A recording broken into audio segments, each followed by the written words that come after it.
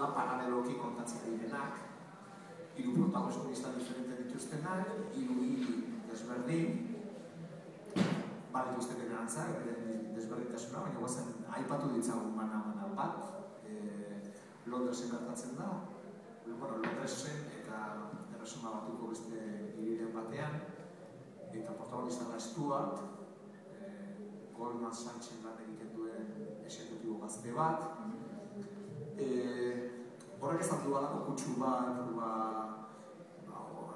Wall Street eta alako pelikuletan eta kontatzen dien brokerren historioak, finantzetako goi mailako burrukak, eta hori kontatu nahi zenuen, edo gehiago eztan persona baten barruko arazoak eta intimitateak, edo bere kezkak, zeintzak du zure idea gehiago?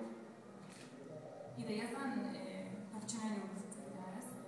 Bai, egia da, Euskal Reminiscentzia horiek ez, eta azkenean Amerikan Psycho eta horrelako liburuetan bezala.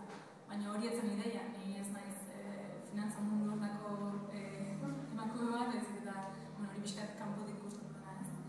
Eta zentzu horretan kontatu nahi nuen pertsona horren historioa, ez? Finantza mundu horretara lotuta, bai barrutik hori lotuta, ez?